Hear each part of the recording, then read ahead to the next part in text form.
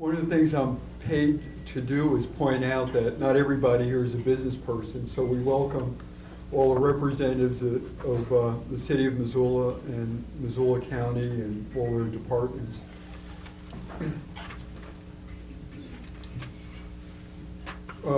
Before I explain how we're going to proceed with the program today, this is the 11th annual State of Missoula program. I want to take just a couple moments to recognize some of our elected officials. County Commissioner Barbara Evans. Barbara, thank you.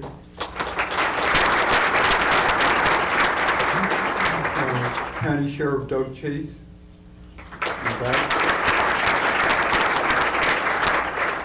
And we have a large number of members of the city council.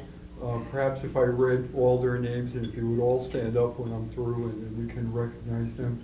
And the following council members: Larry Anderson, Christian Gorelli, Doug Harrison, Lois Herbig, Jim McGrath, Andy Sponseller, Craig Sweet, who is the president of the city council, and Linda Tracy. Thank you for coming.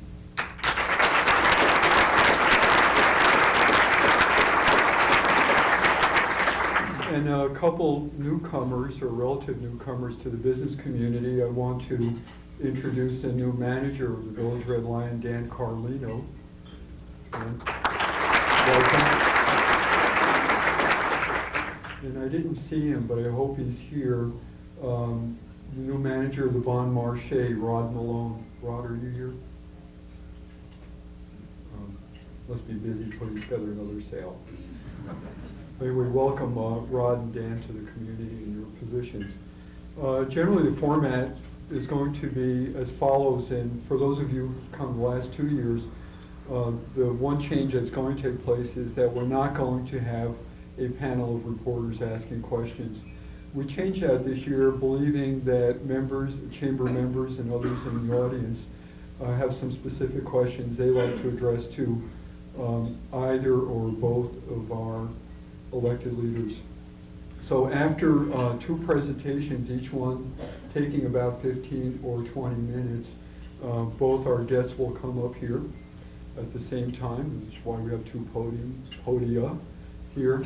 And I studied Latin once. Jim, right? Jim Bell's also a Latin teacher. They'll come up and I will have a remote microphone. I'll take it around if anyone wants to ask a question. You'll have that opportunity. The only thing I ask is that in the interest of moving the program along and trying to cover as many topics as we can, if you can address one question to one of our guests. So going first, I'll introduce both our speakers now. Our first presenter, or first speaker, is going to be the mayor of, that's how we agreed, isn't it, Dan? No, not that he's the mayor, that he's first.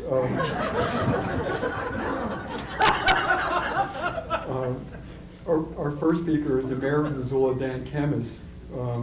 Dan is a former speaker of the Montana House of Representatives and was a Montana legislator for 8 years. He's the author of The Good City and the Good Life, published by Houghton Mifflin in 1995, and of Community and the Politics of Place, University of Oklahoma Press in 1990.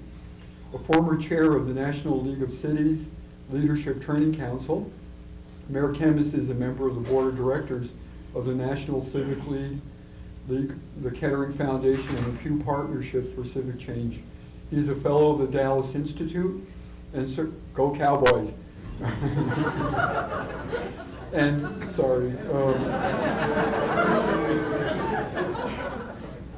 and served on the advisory board for the PBS series The American Promise.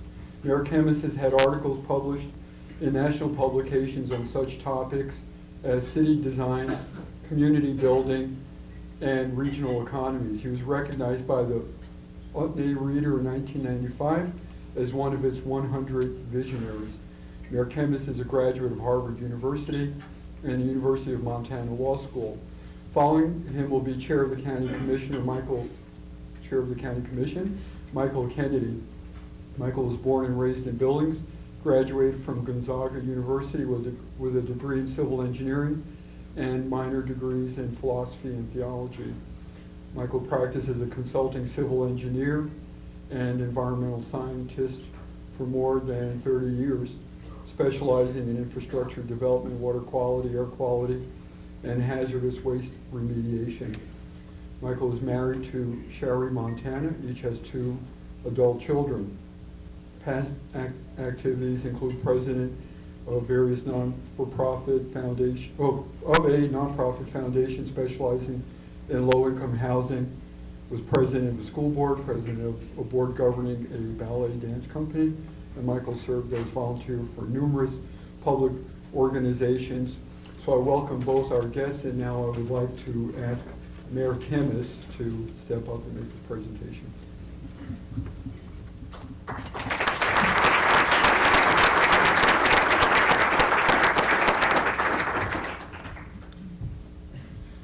Thank you, Michael.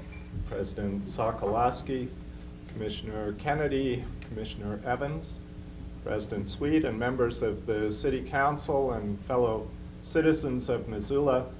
It is a pleasure once again to be here, a pleasure especially to share the podium with Michael Kennedy, which I understand by all accounts is easier than sharing a couch with President Commissioner Kennedy.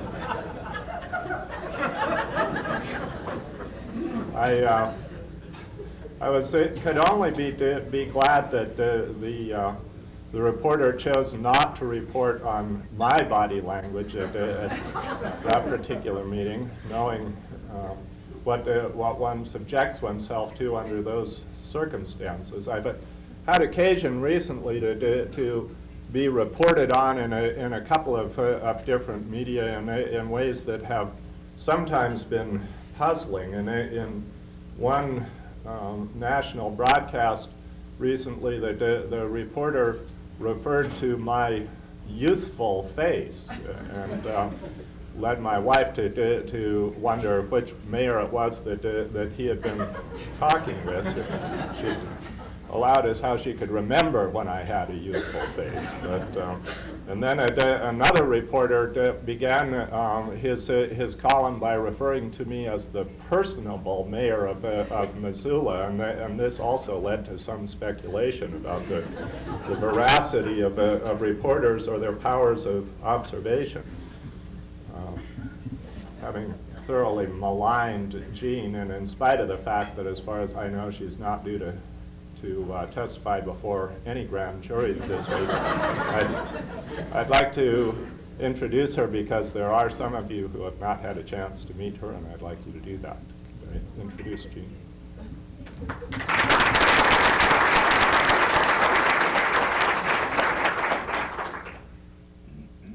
This is actually my 7th consecutive State of Missoula address, and that apparently makes me now the second longest serving mayor in Missoula's history. The only one who has served a longer continuous tenure was Dwight Mason back in the 1930s, I believe, and perhaps into the 1940s. It may lead to some speculation that Missoula is not an especially easy place to be mayor of. I think that we've had a total of 46 mayors over our 114 or so years of being a city. If it is the case that it's not an especially easy place to be mayor of, I think that that's only a different kind of tribute to Missoula. In general, I think that Missoula is a very challenging place to be the mayor of, and that's as it should be.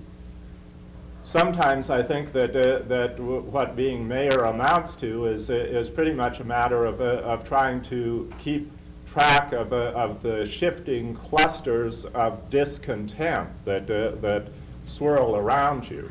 There are always going to be some people that are unhappy with you, and usually, if you're an activist mayor at all, a substantial number of those people.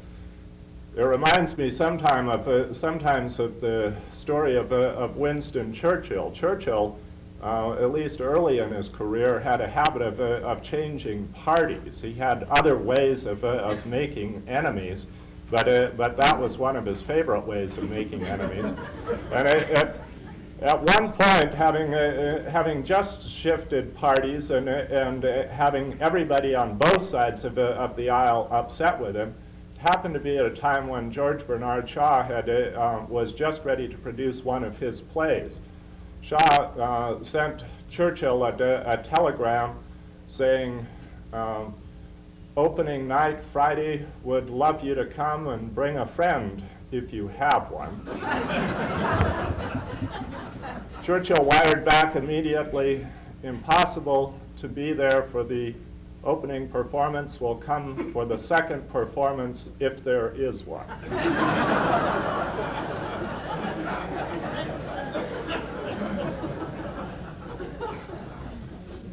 So keeping track of the various forms of discontent that attach to the mayor's office can be done in a number of different ways. One of them is to keep track of the nicknames that are attached to the mayor's office.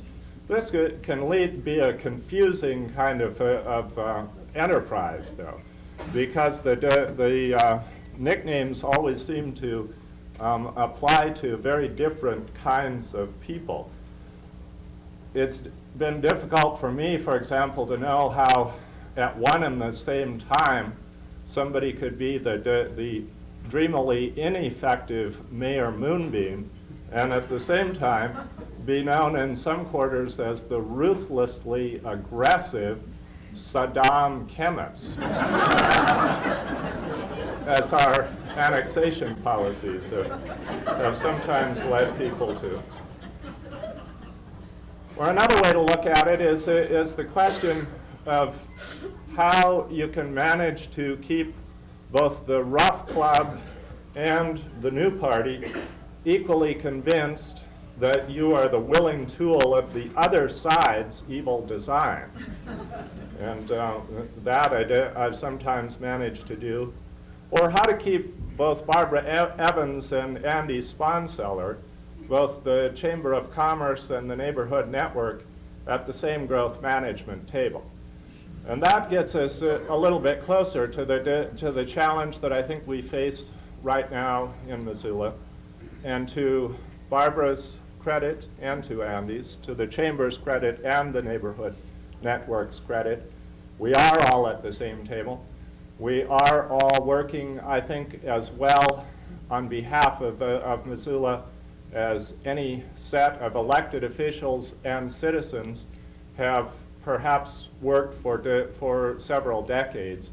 And that, I think, is because, not taking credit for this myself at all, but aside from me, that you are exceptionally well served in the people that you have elected to office, and that we are exceptionally well served both by the people who work for the city and the county and by the citizens who devote themselves so tirelessly to the work that we face in this community.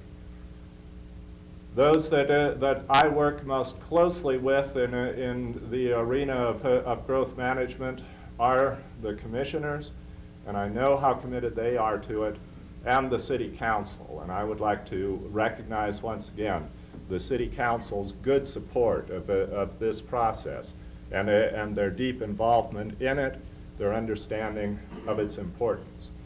I would also like to recognize that set of citizens who engaged in the scenarios process as stakeholders, and there must be several of them here, and I would like to ask the stakeholders who are present to stand and be recognized by your fellow citizens for the work that you have done.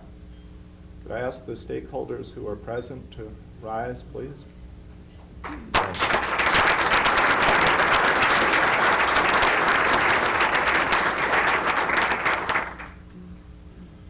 Hand in hand with the work that we have done on growth management has been a substantial step forward in our overall long-term planning capacity, and that is the step that we have taken in the last few months to integrate the county's planning efforts and the city's planning efforts into one office. And that is something that I am very proud of, and it is going to serve both of our governments and this entire community very well.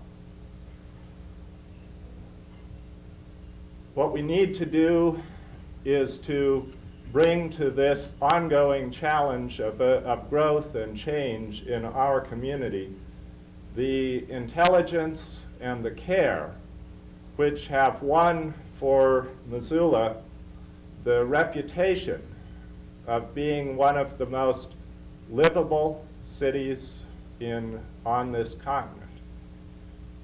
I have an opportunity in March to accept on behalf of this city an award as a City of Vision, an award that will be given to 3 or 4 cities around the world this spring by the International Making Cities Livable organization. That award is no small accomplishment for this community, and it is one that clearly the entire community has had a hand in winning for us. Wherever I go now, first of all, I used to introduce myself always as being from Missoula, Montana.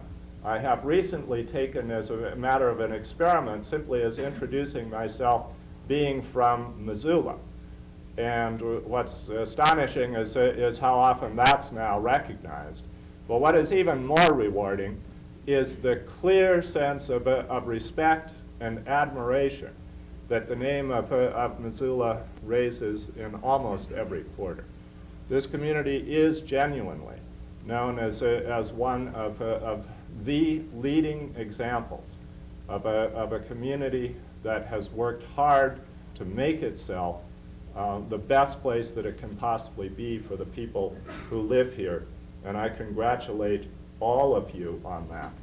This has been a matter of hard work. It has been a matter of outstanding citizenship, and you are all aware of the examples of that citizenship. This summer we will welcome once again visitors from around the world to the International Choral Festival. We will be able to introduce them to some new features of Missoula, including a new pavilion in Caras Park and the new carousel there. Those are just a few of the examples of the outstanding work of citizenship. In many of those cases, what we have accomplished because of a partnership between the very engaged and resourceful and creative citizenry of this town and the tremendously dedicated and able people who serve you in your city and county governments. And I would just like to ask all of the employees of city and county government, if I may, to stand now and be recognized by your fellow citizens.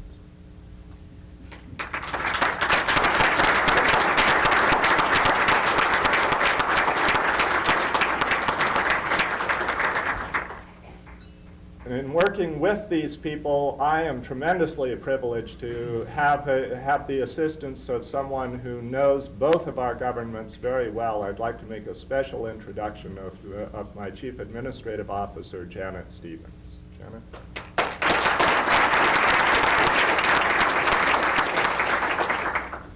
Let me just review for you very briefly some of the good work that these people who work for you and you have done together over the last few years. And part of the frustration of being here is how abbreviated we have to make this list. And yet just hearing this list should remind each one of you of the tremendous good work that we have done together. We have just passed an open space bond of substantial dimensions, which will allow us to preserve some of the unique features of this community against the pressures of growth that we're experiencing. A wonderful example of cooperation between the city and county and the citizenry of Missoula.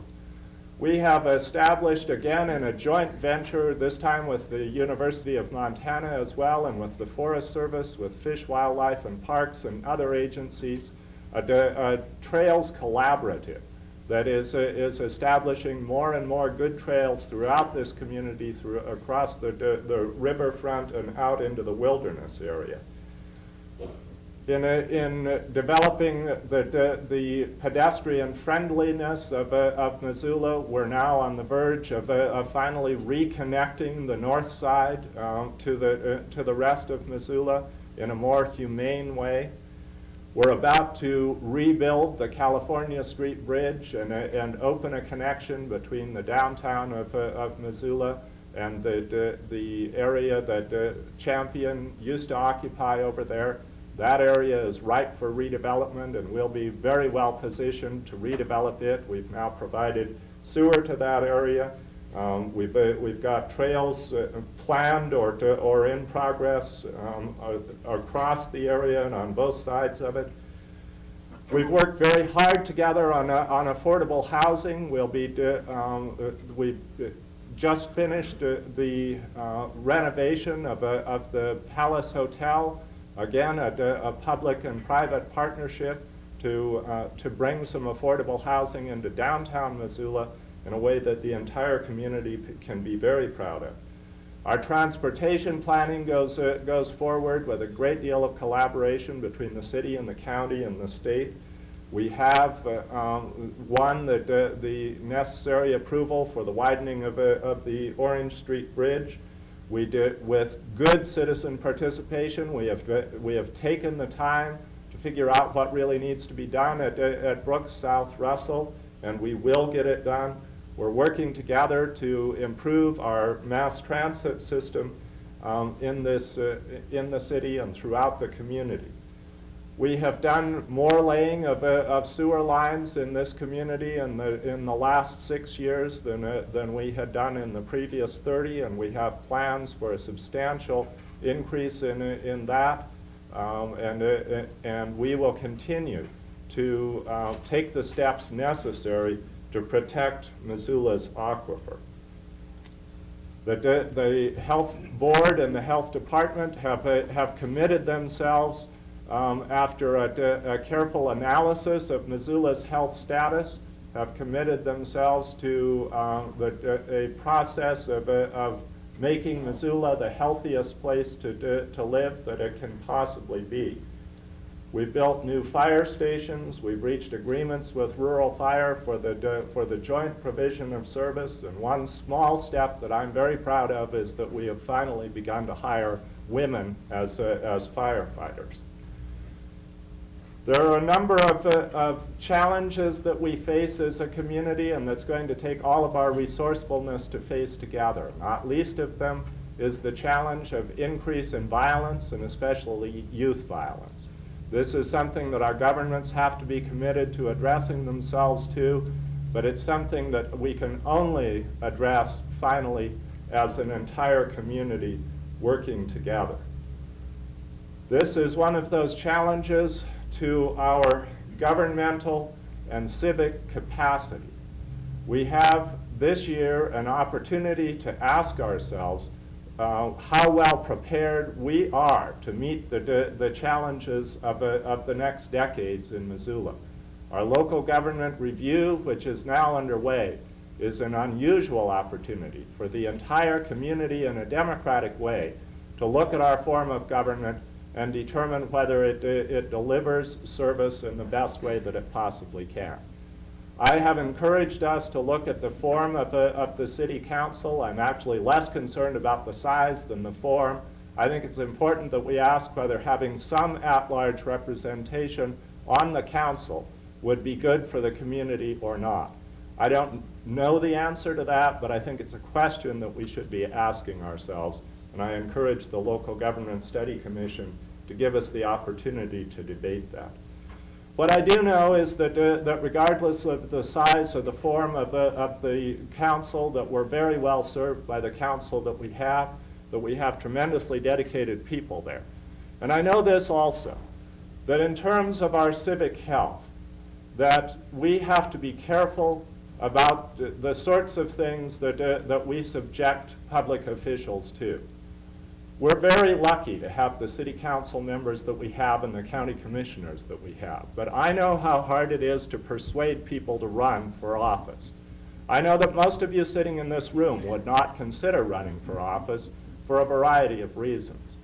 But one of them, I believe, is that as hatefulness has grown throughout our society, as the tendency has grown to treat public officials with disdain, that it has become more and more difficult to persuade good people to run for office. And we in this city need to be careful about that.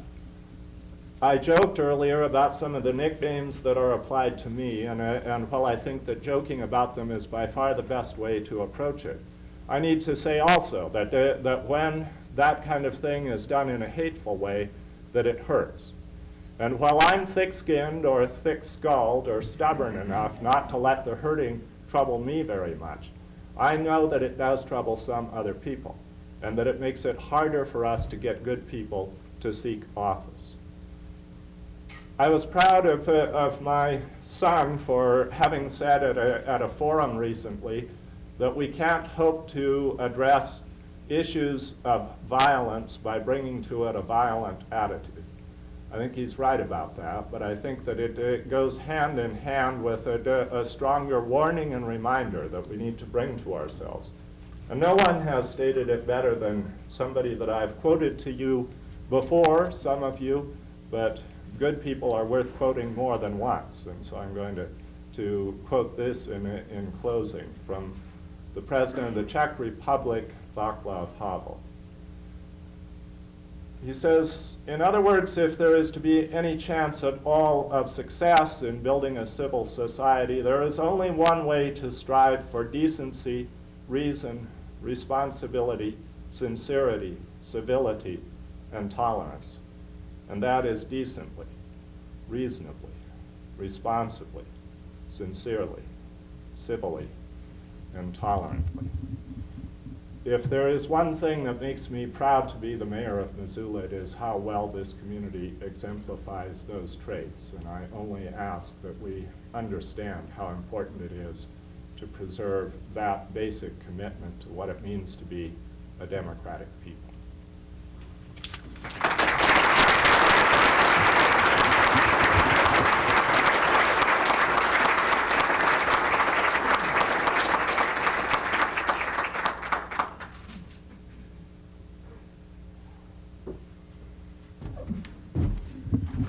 Good afternoon, and thank you all for attending this afternoon's session. I certainly appreciate your attendance and attention. And I'm thankful also to the Chamber of Commerce for providing this forum to us. It's one that has is of great value to our community. When Michael Jaworski asked me a few weeks ago to speak today, he mentioned on how he felt that there were some problems with the presentation last year, and it left very little time for questioning. And I said I thought I could deal with that okay in the length of my talk and my comments. And then he said, well, I'd like to give you a few indications on how I'd like the program to go. He said, our program is limited to an hour and a half. And he said, in that time we're expected to eat lunch. And he says, and then we're expected to listen to 2 speeches and have time for some active commentary from the public. And I thought, well, I know that that Dan is rather long-winded, and that gave me time for pause, and yet I said, I think I can handle that. And then a funny thing happened. I began to look at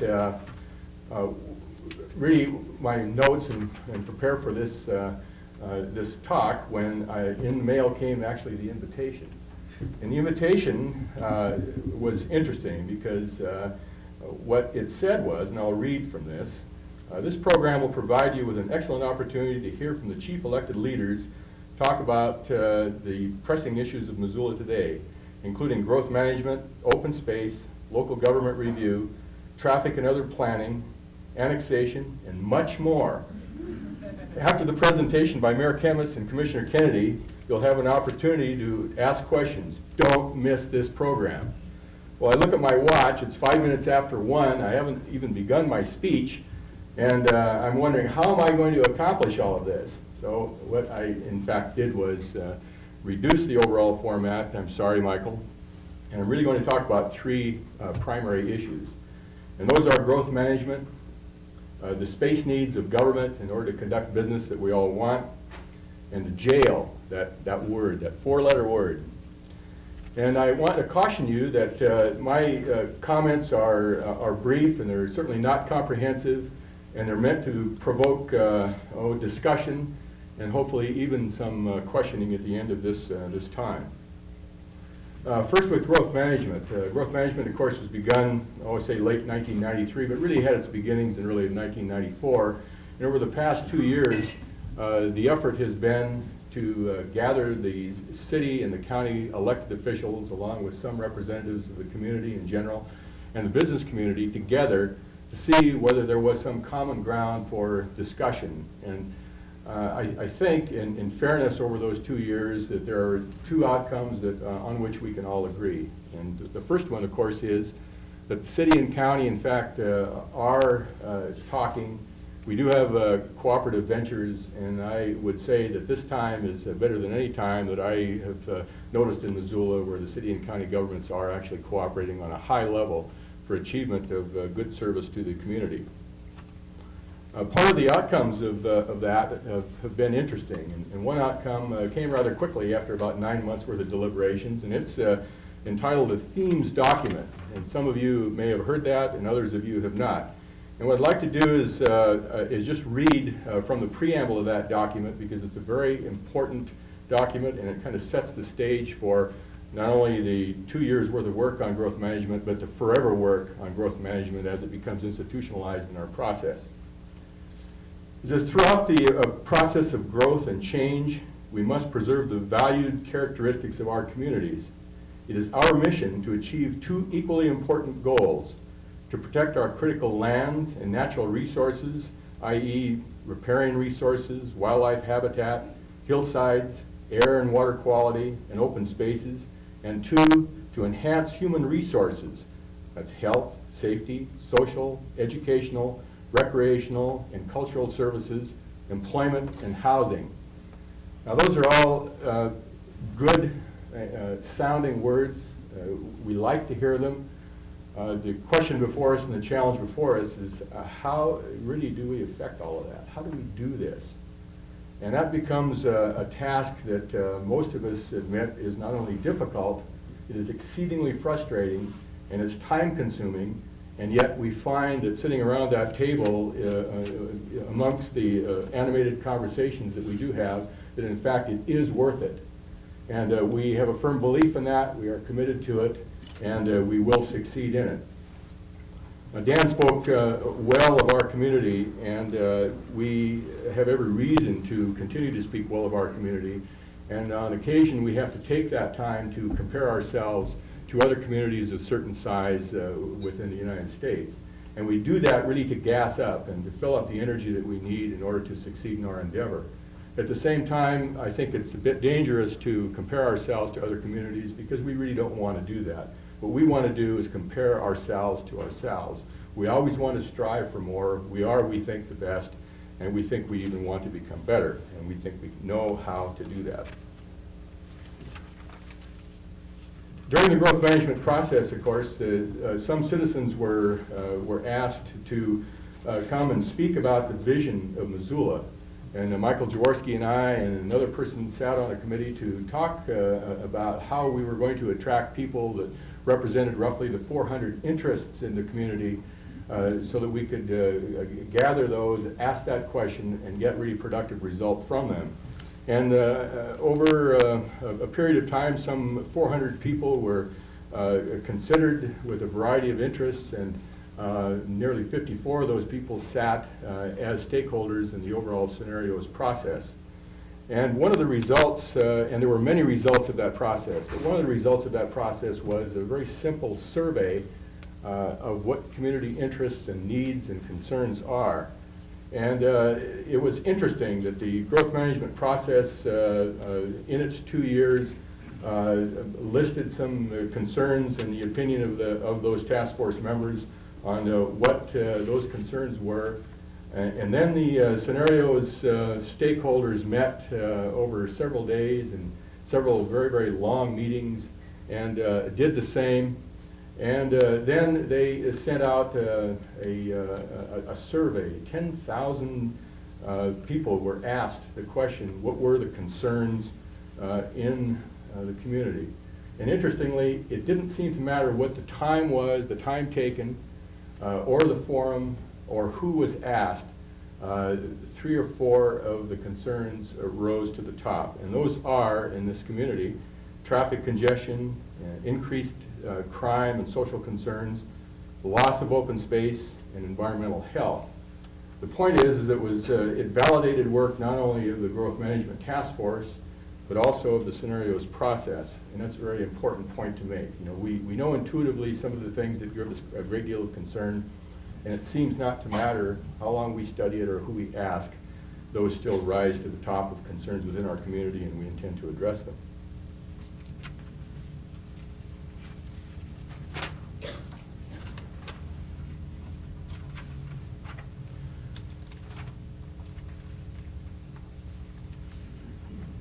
Another aspect of the scenarios process was a recommendation on policy making to both governments, the city and the county government. And the question asked of the scenarios stakeholders was, please do this in some way that we can act on it to achieve the goals that were established in our mission. And what the process members did was submit a group of 44 tools, management tools, to the city and the county governments for consideration. And there are any number of commentary about those tools, and I'll just mention highlights of some of those tools and what they were in the general categories.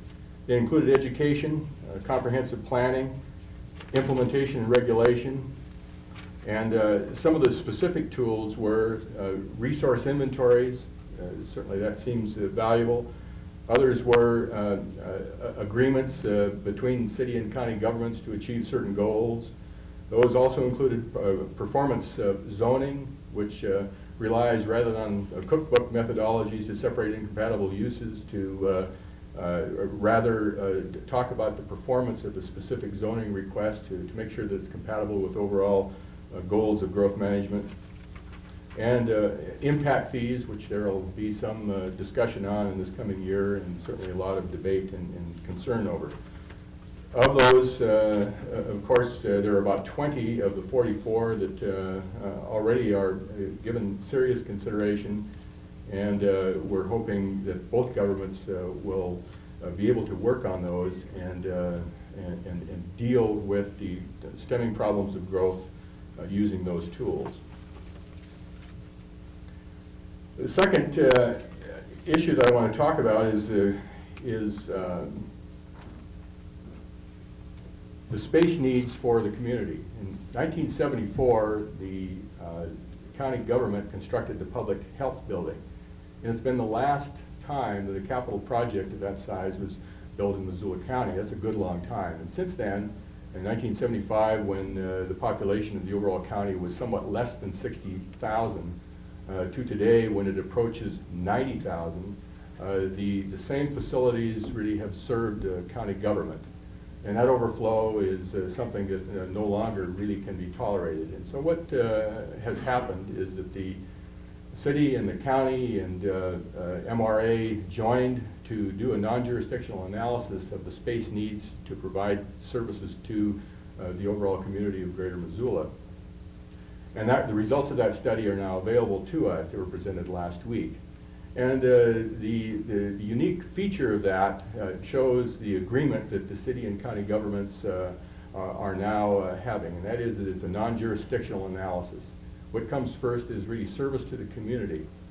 And what comes next, of course, is the jurisdictional obstacle that may occur. Does it make sense, for example, to have two separate departments that are separated by space? For example, the police department and the sheriff's department. Would it make sense to have a common space for those and dispatch those out of a common area?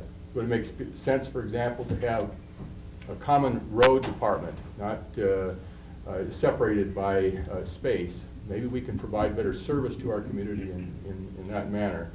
In any case, I think it's a remarkable report and something that we're looking at really quite closely. And we can, by virtue of the fact that it is a joint report, it shows the level of cooperation that exists again between this city and county of ours in Missoula.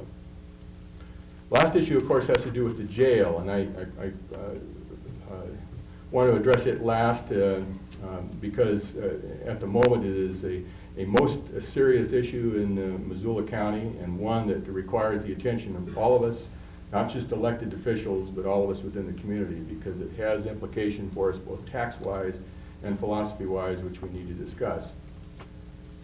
In 1979 or so, or in at least the late 70s, there was a beginning of a series of lawsuits against the county with respect to the size of the jail and the treatment of prisoners. All of those lawsuits, of course, were dispensed with in favor of the county. At the same time, the size remains the same. The population has increased, and there are some serious deficiencies within that structure and within the overall program that really need to be addressed. And past the lawsuits and the ballot issues and the studies and the philosophical discussions of the jail, still looms large. What do we do with that problem when we are, in fact, facing enormous debt and enormous costs with respect to that? The overall jail facilities, of course, new facilities would cost several millions of dollars. And that is going to affect us now and in the future, and the overall cost of operation and maintenance of those facilities will cost us even more. And we have to honestly look at what service the jail serves within our community as a component of our society. We in this country have elected to use a jail as a component of our criminal justice system, rightly or wrongly, and it is there, and we need it, and we need somehow to address what those pressing needs are. I think it is important to understand always that the issue of the jail is driven by really two issues. One, public safety, which is paramount, and two, and probably not in second place, is the security of the staff. And most people think in terms of a Holiday Inn for criminals, and really it's not. It's an issue of public safety and an issue of security for staff. And I think we need to go away with that in mind, knowing that we have to come to terms with that particular issue and deal with it in the coming years. In closing, what I'd like to do, by means of provoking some commentary, is to list some words that involve our community and are in discussion and around which numerous issues are on a day-to-day being discussed. And the first one, of course, is air quality. And I'd like to say that the health department has recently signed an agreement to research the relationship between school absenteeism and air quality in the Missoula Valley. That's just one of the happenings in the air quality arena. In water quality, the Water Quality District just published a long-awaited unsewered areas study that prioritizes different areas of concern within the community. And again, that's just a single activity of that particular agency.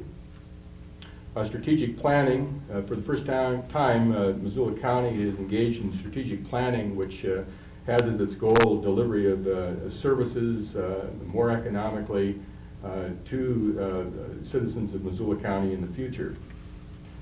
Taxes, it's hard on a local level to affect taxes, except that as a member of the of the Montana Association of Counties, we do have some influence on the legislative agenda before that body. And Fern Hart and I worked hard to get the the state meeting, or the annual meeting, located in Missoula County, and that will happen this September. And that's a preface to the legislature beginning next year, and we're hoping that the overall tax issue and tax reform is going to be high, not only on the legislative agenda for MACO, but also for our next legislative effort. Economic development, the county is in the economic development picture, and of course we know about the airport park, and our interest as a county is to provide long-term jobs and long-term businesses as a component of our society, which is very necessary. We feel secure in that position, and we feel a lot of encouragement and a lot of progress made there. Recreation. The County Parks Department has completed an inventory of the overall county land resources and is engaged in a plan to determine what we're to do with those resources. In addition to that, we have from our management team a recommendation on other non-park county lands that also has some pretty serious implication and consequence with respect to recreation. Traffic, the county was instrumental in a recent formation of a task force to examine methods to enhance the bus service in the community, and that's needed. We need to look no further than an interim report that was presented by the transportation consultant last October that suggested if we continue to develop and drive our cars as we are today, that by the year 2015 we'll need about $130 million in improvements to our roadway system. So we need ways to find ways to wean ourselves away from the automobile to a certain extent. So we've developed transportation demand management in cooperation with Ravalli County that'll do just exactly that. That's a hopeful agenda, and yet we have a high degree of enthusiasm and expectation that will reach some result.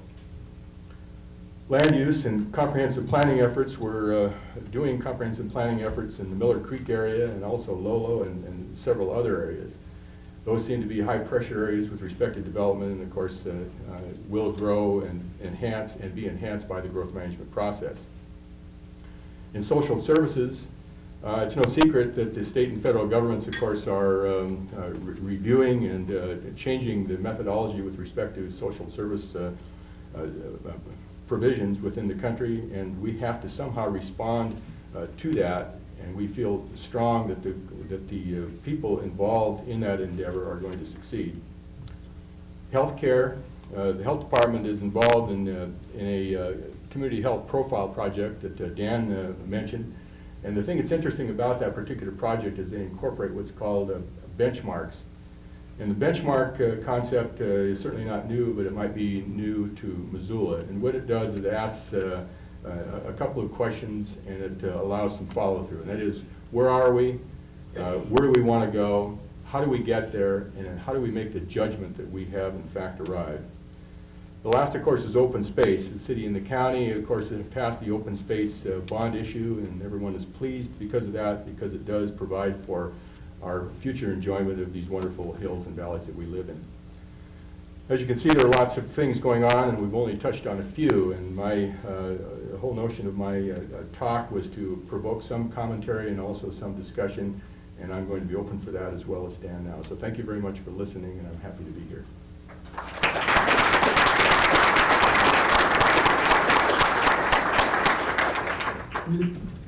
We have a few moments for questions, and I have this Mr. Microphone. Is there anyone who would like to ask either of our presenters a question? You don't need a microphone. Are there any questions?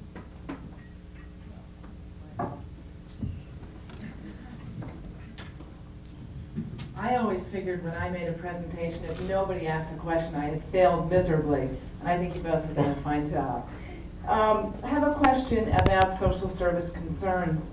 What kind of planning is going on the city and the county level to address the impending federal cuts that will impact local nonprofits who are really providing the safety net for those in need? Who are you addressing this to, Deb? Anyone? Either of you. Dan, you want to try your one? I'm happy to. Social service, of course, is a large issue. It's a monumental issue, and it seems to get larger rather than smaller as time goes by. Some of the efforts that have been made include, of course, the Blue Ribbon Commission, which was sponsored last year and involves new approaches basically by the three funding providers in Missoula, the City of Missoula, the County of Missoula, and United Way.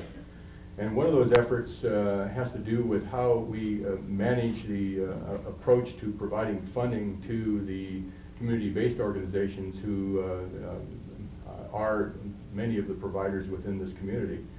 And the idea is to, during this budget constraint process, to find ways to reduce the overall administrative costs involved in administering those particular funds, and also finding a streamlined way of dealing with those services in a unified way between the three agencies. You've noticed some controversy in the newspaper over time about some of the agencies that all three of us provide funds to, and we're hoping to reduce the amount of that controversy and focus all of the energy that we have really on delivering the service and providing for that need. So that's at least one part. I'm sure Dan might have some additional comments. Well, let me just say a couple of things. First of all, Michael refers to the, is this mic? It's not on. Okay.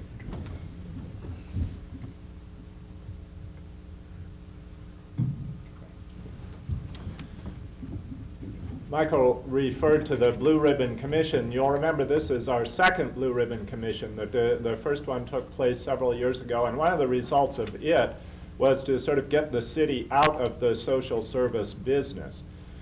That has begun to change now, and in particular as the city moves toward entitlement status for community development block grants, the city is inevitably drawn back more into this arena. One of the reasons I'm so pleased about merging the two planning offices is that we're merging our two grants offices as well, and we're going to be able to work a lot more effectively together in this arena. But the other thing I want to say is that there is no way that we can replace the sort of welfare state approach of the federal government with a welfare state approach at the local level. If we're going to address human needs, we have to recognize the limitations on government's ability to do that. And we have to pay as much attention to building the community support system, especially to strengthening families in our community, recognizing that it's there above all that we have to address these issues. We've got to stop dealing with issues after they've become problems. We've got to start dealing as a society in a way that prevents them from becoming problems in the first place. I think Missoula is especially well positioned to begin taking that approach. Good afternoon. I'm Mary Canty, and I work with Missoula Community Access Television. When you're talking about how the community is developing and what kind of merging of space can we do to provide services to community members, I'm interested in the information age and the electronic landscape that's developing. One of my primary concerns is the disparity of information services that community members now face, whether they own a computer, whether they don't, whether they have internet access, whether they don't, and what we can do about that. The library and MCAT have expressed an interest in working together along those lines. We've tried to include the city and the county in those discussions. But I want to broaden our landscape a little bit today and include that as a service that we need to look at in the future. So I'd like to hear your ideas about how that might be developing. And my second part of my question is, when do you think we could look forward to the county participating in MCAT's activities, not just as a television access center, but possibly more along with the library again as an information access center? Thank you. Again, the cooperative venture between the city and county comes to play here, and we need to talk about that a bit. The city and the county, of course, have for some time operated some common facilities, from a telephone switch to some discussion and cooperation with respect to our computer system, our network. And that continues to grow as that industry grows. And a next effort, which we are now receiving proposals on, is a geographic information system format that we are cooperating again with the city on. And of course, that is a new technology, high technology that costs an enormous amount, not only investment of the study of it, but the application of those processes. And so what we've had to do, looking at the overall budgetary process, is prioritize what we can do now and what we want to do in the future. And on the county's part, what we've done to deal with that particular problem is we've instituted just recently, within the last couple of months, a new management team. And one of the purposes of the management team is to talk about those issues that are going to face us not only today, but within the next 5 years, say, on an annual basis, to make sure that we can establish priorities in a fair way and make sure that the money that we spend is prioritized and is spent in an appropriate way for the community. So I can't give you a better answer than that, except that yes, we are in the high-tech age. Yes, we are heading in that direction. Yes, we know we need to be there. And yes, someday we will get there. The question is, right now, we simply don't know exactly when, and we can't pick that for you.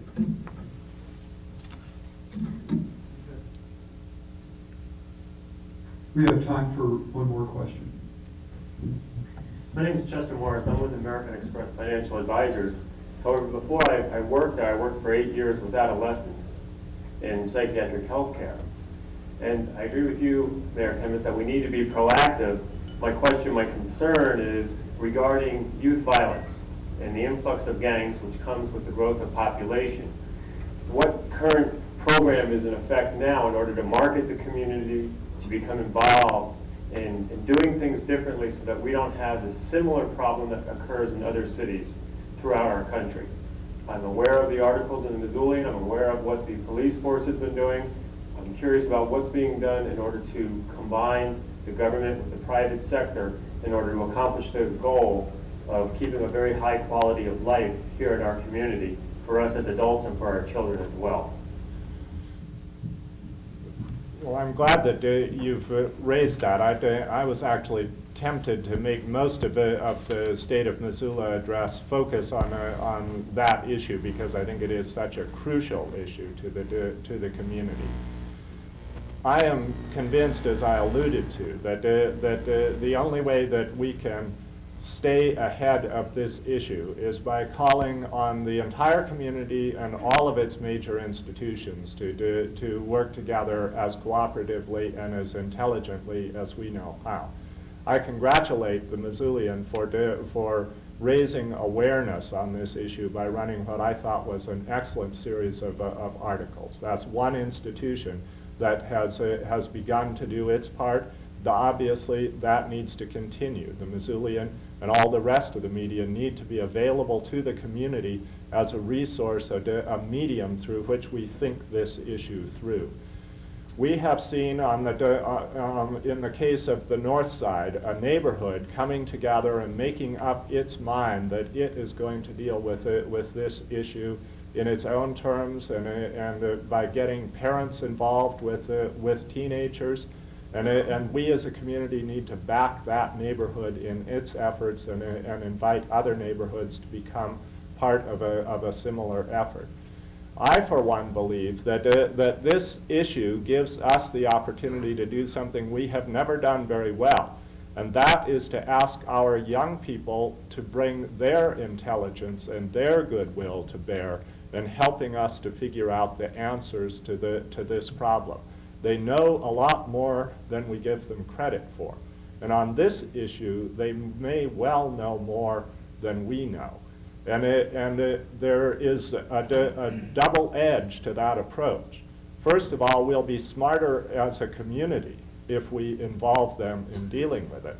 But secondly, we'll be attacking the problem itself, because part of the problem comes from the fact that young people are not given enough opportunities to engage constructively with the community. We've got to start turning that around as part of the overall answer to the problem itself. I have a lot I'd like to say about this, and over the next few months, I and many others will be discussing it at length with you. But I welcome everyone's involvement in the issue. That's what it's going to take. I have only just a small comment on it, and that's an issue that certainly government can't solve by itself. Government can do a lot of things, but government certainly can't raise children. And I think there's a major issue there. When we notice, for example, the crime that was committed on 39th Street or so a couple of weeks ago. 2 young men shot another man, and probably there's no conscience involved there. There's nothing that government can do that's ever going to instill a conscience in that person. So I think as a society, I agree with Dan that we have a serious obligation to deal with this in a preventive mode, and that is loving our children and working very hard at preventing these kinds of things from happening to begin with. Because government certainly isn't going to answer that question. What government's good at is building jails, and that's not an appropriate response. Thank you, Commissioner Kennedy, Mayor Kemmis, for coming to the 11th Annual State of Missoula program.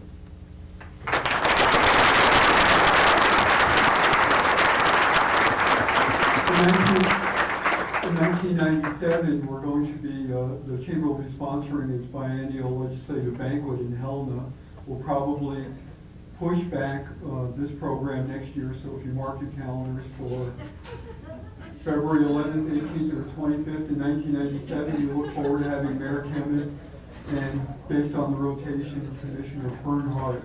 On behalf of President Don Sokolowski, the Board of Directors, and the rest of the membership of the Chamber, thank you for coming.